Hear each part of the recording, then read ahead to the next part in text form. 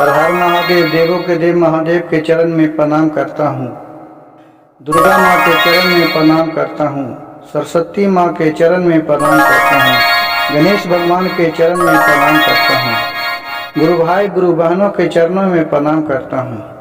गुरु भाई गुरु बहन, आज एक बहुत सुंदर और दर्द भरा शिव गुरु कथा सुनाने जा रहा हूँ, जो कृपया कथा को और कहानी को ध्यान पूर्वक सुनिएगा।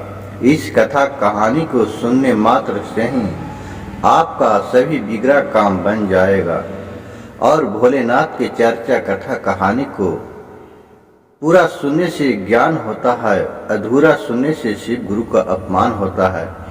गुरु भाई गुरु बहन, इसलिए कहानी को अंत तक सुनिएगा कि जिससे आपका भोलेनाथ का आपके ऊपर कृपया बना हुआ रहेगा।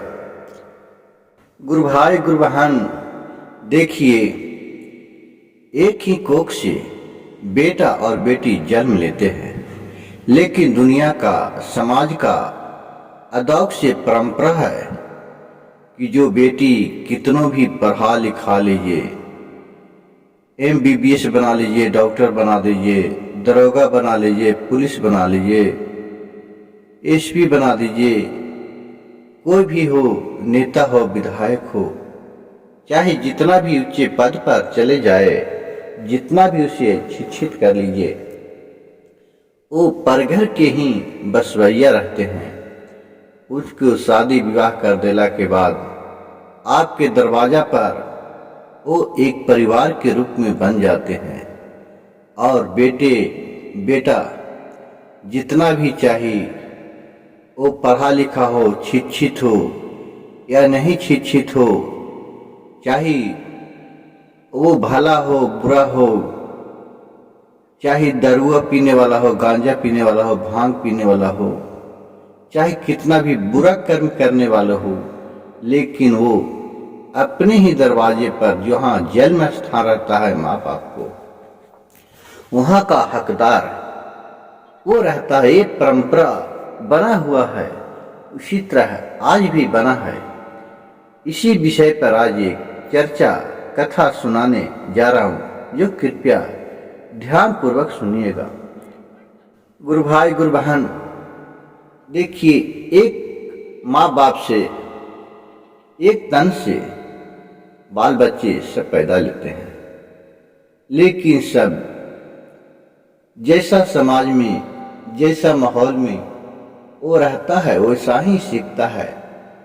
बहुत सा तो स्कूल का प्रभाव पड़ता, लेकिन बहुत कुछ ऐसे बात है कि जो बाल बच्चे पर समाज का भी प्रभाव पड़ता है। तो उनका जो बच्ची थी, उसे पढ़ा लिखा के वो अपने अच्छे अच्छे घर में शादी विवाह कर दिए। उसका एक बेटा था, उसका भी शादी विवाह कर दिए।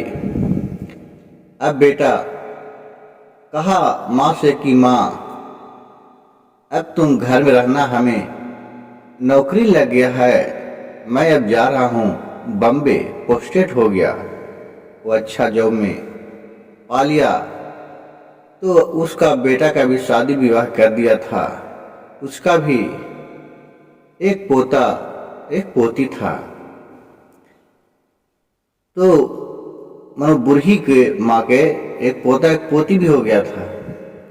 तो गुरु भाई गुरु बहन, उसे छोड़कर और अपने बीवी के छोड़कर नया नया जॉब लगा था, तो चले गया था अपन बम्बे, और वहीं घर में रहने लगा। अब वो क्या था कि जहां भी चर्चा, शिव चर्चा होता था, तो उसकी माँ शिव चर्चा कथा कहानी में जाया करती थी, सुना करती थी। अब देखिए गुरु भाई गुरु बहन, यहाँ से एक अजब कहानी उत्पन्न लेता है। उसका बेटा चल गया, कुछ दिन के बाद धीरे धीरे ये उसका बहू थी, वो दिन पर दिन बुढ़िया को खाना में अच्छा नहीं देने लगता था। जैसे सूखा रोटी देने लगा, बासी भात बचा हुआ तो वो देने लगा।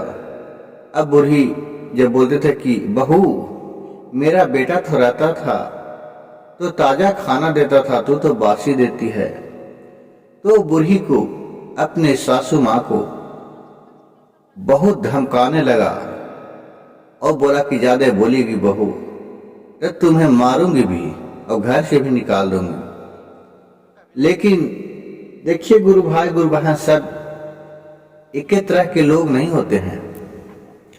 वो बेचारी सोची कि अगर मैं अपने दिल के बात, घर के बात कहूँ और चर्चा में जाता हूँ तो कोई गुरु भाई गुरु बहन से बोलूँगा तो हमारे बेटा का ही शिकायत होगा, हमारे बहू का शिकायत होगा।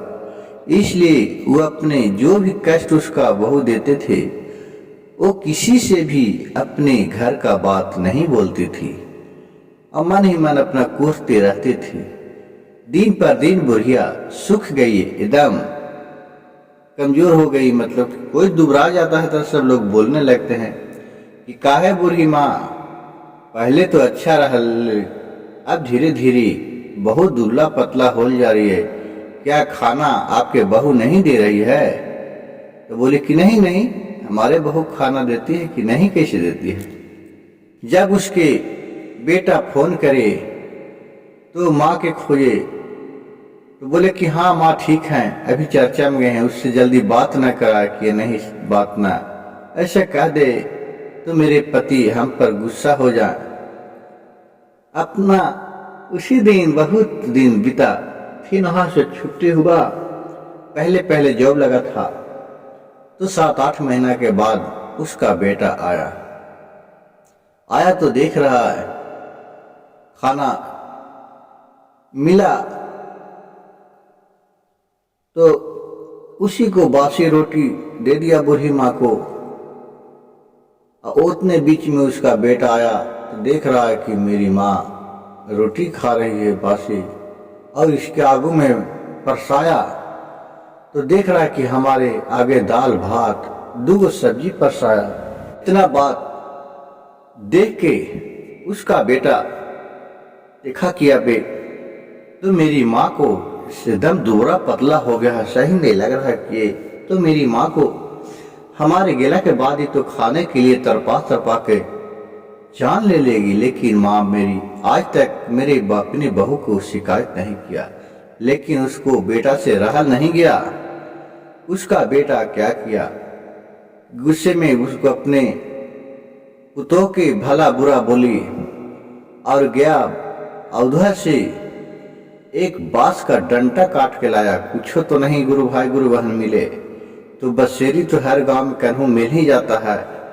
देखो बांस के डंडा काट के लाया अब अपने बहू के मारने लगा और बोलने लगा कि तुम हमारे माँ ने जो जन्म दिया है इसके बदौलत हमने आज इतना बढ़ा है, चाहे जिस भी तरह है मेरी माँ, आज तो नहीं रहती तो हम कहाँ से आ पाते, और तुम इसी को इतना कष्ट दे रही है इतना।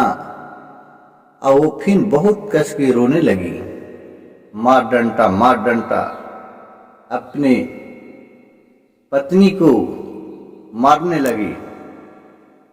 फिर देखिए बुढ़िया जाके और उसको छुड़ा दिया, कहा कि क्या करेगा बेटा, चलो ये करता है ये अपने लिए करता है, दूसरे के नहीं करता, ठीक है। हमको तो आज ऐसा व्यवहार हमारे साथ किया इसका ज्ञान नहीं था, लेकिन रहने दो, क्या है तो मेरी बहू ना। देखिए बुढ़िया कितना इसके पास माया था, संस्कार था कि इतना करला के बाद भी जो बुढ़ी थी वो अपने बहू की बचा लिया, अपने बेटे को पकड़ लिया हाथ, बोला कि नहीं बेटा छोड़ दो, नहीं मारो, आज ये नहीं रहता तो ठीक है हमको सूखा रोटी देता, लेकिन क्या यही तो देती है ना बेटा, है ऐसा बोल के माँ के बात मान के बेटा छोड़ दिया। गुरु भाई गुरु बहन देखिए आजकल आपको ऐसा माँ बाप और ऐसा बाल बच्चा देखने को बहुत कम ही लोग मिलते हैं ऐसा नहीं है कि नहीं है। ऐसा अगर नहीं रहता तो आज श्रवण कुमार का नाम नहीं आता कि जो इतिहास में लिखा गया है कि बेटा हो तो श्रवण जैसा ही। आज इस दुनिया में बहुत सा बेटा है कि उसका बहू है खराब लेकिन वो अच्छा है। फिर अपने बेटे से बोला, बेटा अब मेरे पुतों के छोड़ दो बेटा, जो जैसा करता है वैसा भरता है। ये भोलेनाथ से हम यही आरजू विनती करते हैं कि मेरे परिवार में सभी को बुद्धि अकिल ठीक से दे, कि उनको ज्ञान दे भोलेनाथ। गुरु भाई गुरु बहन, और मेरी कहानी अगर अच्छा लगे तो कृपया मेरे चैनल को एक लाइक सब्सक्राइब एक शेयर जरूर कर दीजिएगा, ताकि ऐसा ज्ञानवर्धक कहानी आप लोग के सुनने के मिल सके। और कमेंट बॉक्स में हर हर महादेव लिखना नहीं भूलिएगा। हर हर महादेव के नाम से ही आपको बिगड़ा काम बन जाएगा। हर हर महादेव, घर घर महादेव।